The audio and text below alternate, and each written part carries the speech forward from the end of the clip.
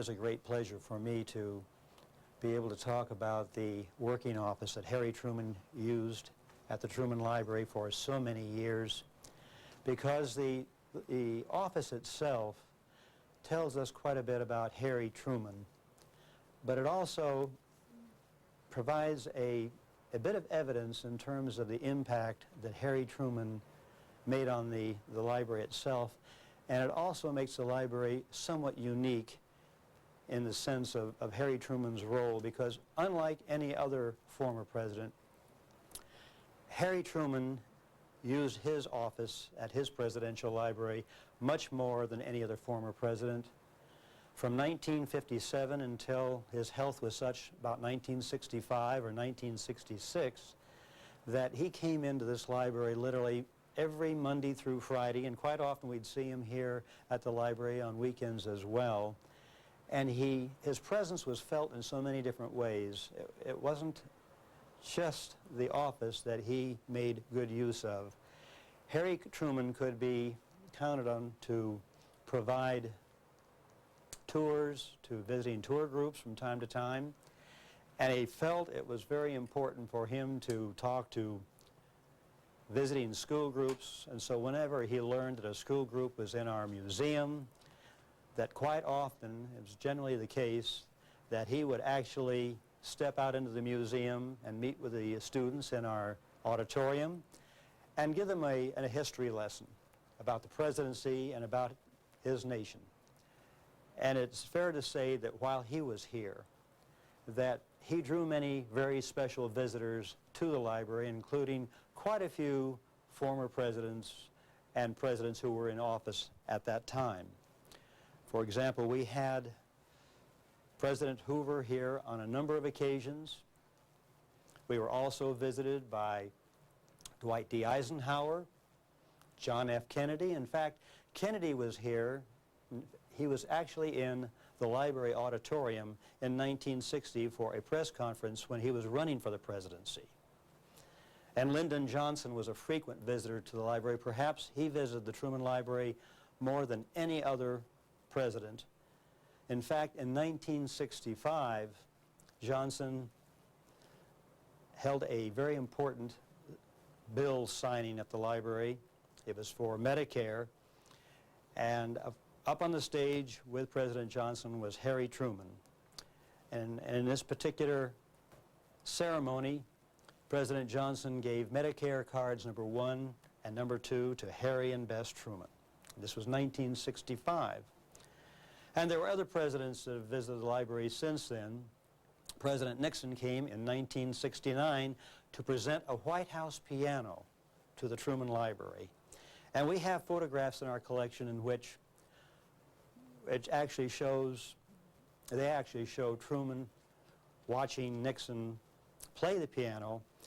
And we understand, so the story goes, that during one of the pieces that Nixon was playing, that Harry Truman leaned over to talk to Bess and said, "What's he playing?" And Bess's answer was, "Well, he's playing the Missouri Waltz," which was perhaps a commentary on the fact that Nixon perhaps did not know Harry Truman as well as he thought, because the Missouri Waltz was not one of Harry Truman's favorite pieces. And it was also perhaps a commentary, too, on Richard Nixon's ability to play successfully and effectively the Missouri Waltz. And there's another funny story about that particular incident, that particular visit by Nixon to the Truman Library, in that the piano that Nixon presented to President Truman was actually a Steinway, and we found out after the visit from the Steinway Company itself that the piano was only on loan to the White House, and it was not really a piano that Richard Nixon had the authority to give to the Truman Library, but the Steinway companies said, "Oh, go ahead, keep the piano. You're certainly entitled to have it in a very fine presidential library, especially one in which Harry Truman is frequently there." We've also had some other presidents visit the library, but this was after President Truman's death. Gerald Ford was here on at least one occasion for a wreath-laying ceremony at the Truman gravesite. And in more recent times, we've had President and Mrs. Clinton visit the library as well. In July of 1994, I believe, both the Clintons were here for a tour of the Truman Library, and on that occasion they walked right into this very office and probably spent about 5 to 10 minutes looking at the various books and memorabilia that are in this office. The office itself speaks a great deal about Harry Truman's interest in history and in his love of reading. In portions of the collection we have here, we can see, for example, some of the books that were of interest to Truman during his early years. For example, we have one collection of volumes here entitled Makers of History by Jacob Abbott. These were books that were a great help to Harry Truman in his early years. He claims that he read all of the books in the Independence Public Library, and perhaps he did, and the volumes, there were some volumes in there that from this particular set that he did indeed read, as well as reading another set of volumes that were very popular with Harry Truman. These were entitled Great Men and Famous Women. He also read all of the volumes of Plutarch's Lives, and he considered those to be very important to him in his early years. Actually, in the Truman working office, we see only just a small segment of his overall collection of books, but many of them are just absolutely fascinating, not only for their content, their subject matter, but also in terms of the annotations in them. Quite a few of the books were annotated by Harry Truman, and some of them also contain inscriptions and autographs. For example, we have a number of books here that were written by Winston Churchill, and one in particular that has been fascinating to me, dealing with the Second World War, and inside it bears the inscription, "To Harry from Winston, January 1952. And nearby we have another book that was a collection of poems by T.S. Eliot, and it too has a very interesting inscription. It's to the Honorable Harry S. Truman with the compliments of a fellow Missourian, T.S. Eliot. Most of the books that are in the Truman Working Office actually represent U.S. history and biography.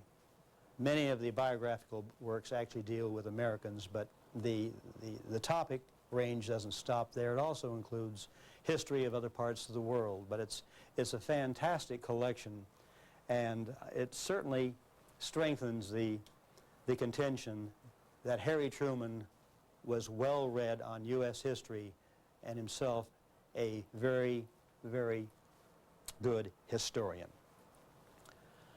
The room itself contains quite a collection of memorabilia, quite a collection of photographs as well. The desk that was used by Truman actually comes from the White House. It was used in the White House study, and there was one other item from that particular room in the White House that we can see in the Truman Working Office, and that's this globe that was a gift to President Truman from the Department of Defense. On the desk itself, there's approximately 50 different items, including letter openers, scissors, files. We have an organizer for papers, and there are lots of photographs on the desk, and all of these photographs are of the Truman family, members of the Truman family. For example, we see quite a few photographs of his wife, Bess Truman, including a photograph that Bess gave to Harry just before he went off to Europe in World War I. And it has paper clips to keep the photograph within the frame itself. And also there's a note attached to the photograph. And basically the note was saying to Harry that, "I hope that this sees you safely through your experiences in France and brings you safely back to the United States.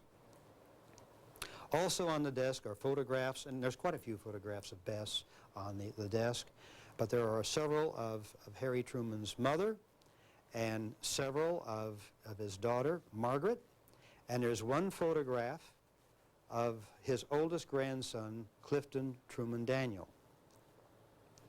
Quite a few of the items that we can see on the desk, we really don't know the origins of them. We assume that some of them were sent to him by from the public. It includes several miniature models of various presidents, including President Truman himself, a small model of a piano. There is a cigarette lighter on the desk that was made from a World War I shell, and it has also a World War I belt buckle on it. And there is also, well, there are a number of cigarette and cigar cases on the desk, including one that was given to him by members of the news media, and more specifically, photographers who came to the White House frequently to photograph Truman. The particular box I'm referring to was presented to Truman by the One More Club. And where we get that title, the One More Club, is because Truman kidded the photographers about their always saying during a picture-taking opportunity, that they would always say to him, "One more picture, Mr. President." And of course, he was always good about accommodating the photographers on such occasions.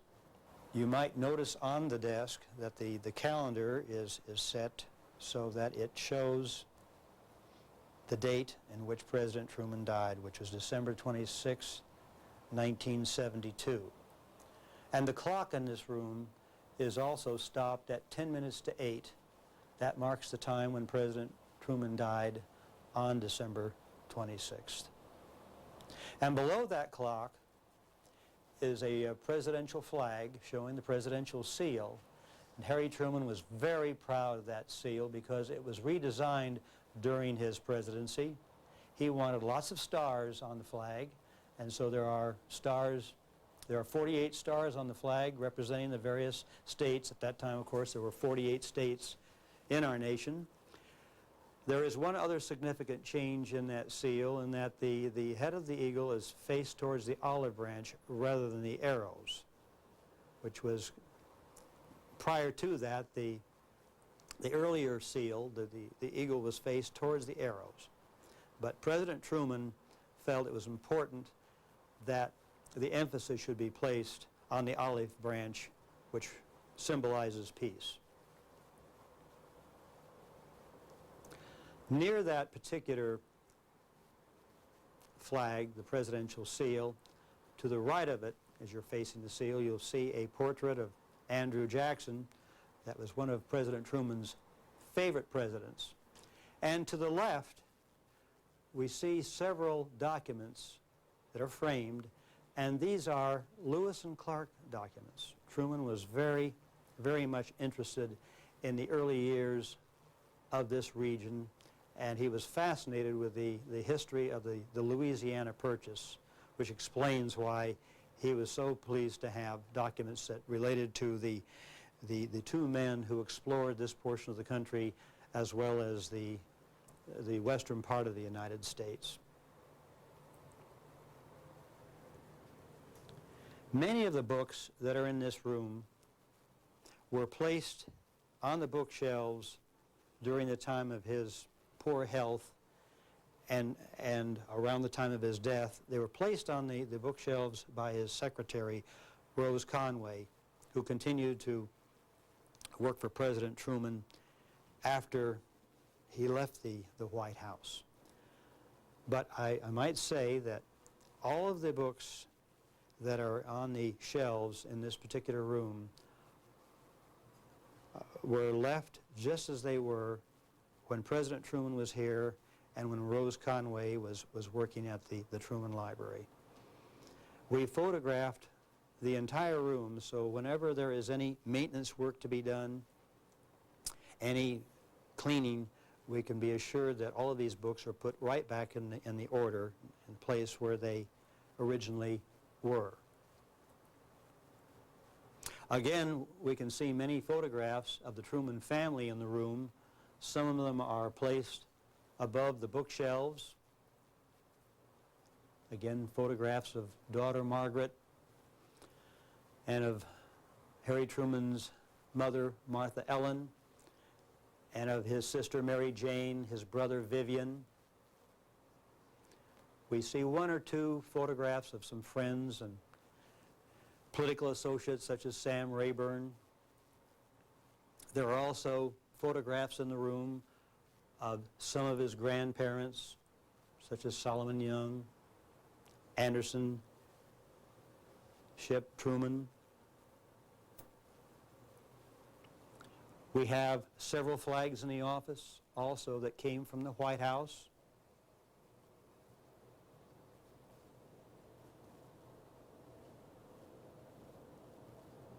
I think it's so appropriate that the very last painting that President Truman ever posed for, and which was done in the study at his home, which is located not too far from here, was done by Thomas Hart Benton.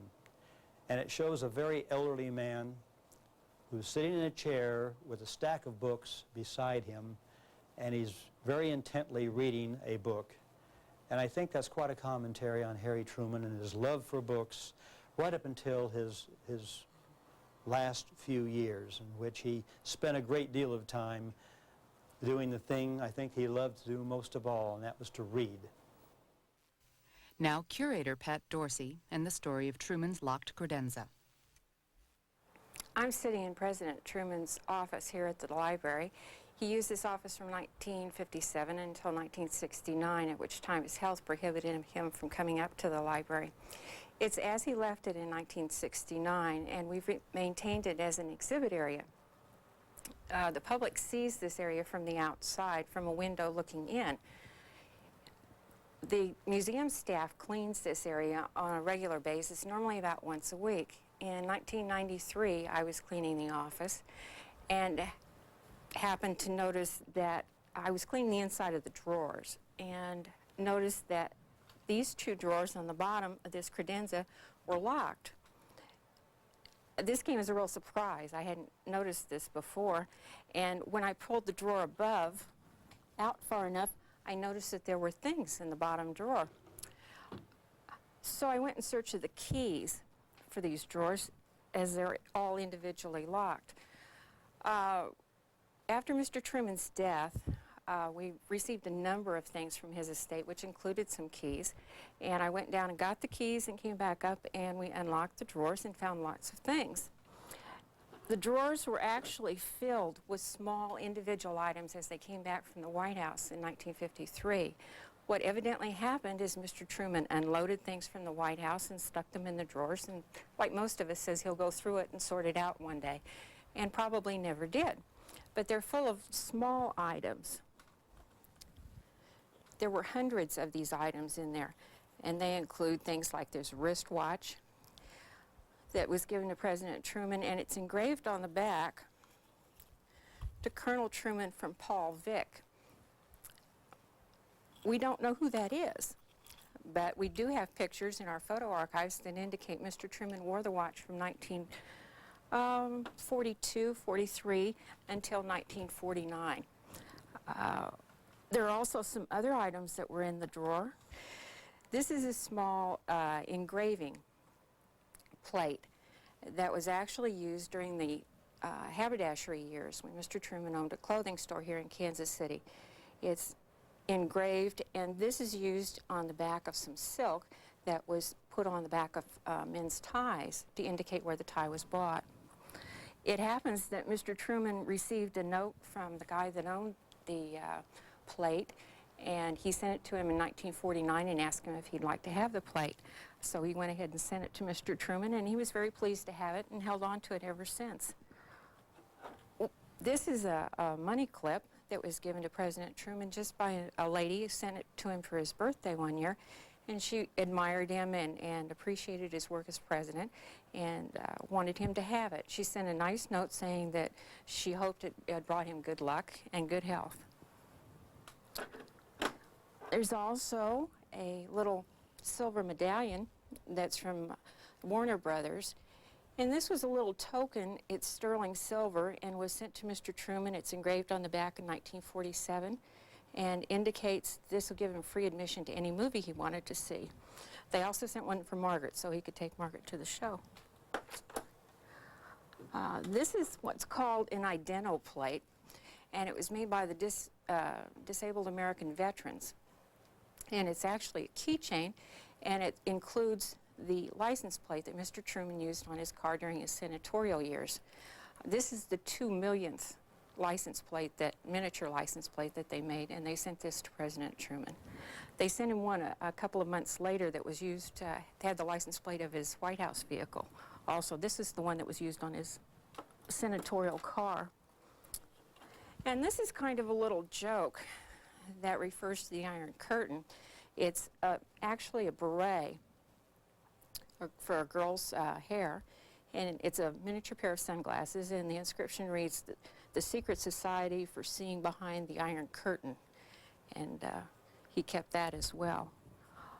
All these items have been cataloged, and after we found them, they were all given what we call accession numbers, which are a series of numbers that identify the piece, and then that number is documented on this card with a complete physical description of the piece and its history, so that for future generations they'll know exactly what it is. These items included several hundred pieces and ranged from jewelry to watches to documents and photographs. This is one of the items that was also found at the credenza, and it's actually a little silver medicine pillbox is what I'm trying to say. And inside it was this little glass tube that looks like a fuse. And we couldn't figure out what it was for a long time. Inside it had a straight pin. And there was no other documentation with it, so we didn't exactly know what it was. When we got to looking at it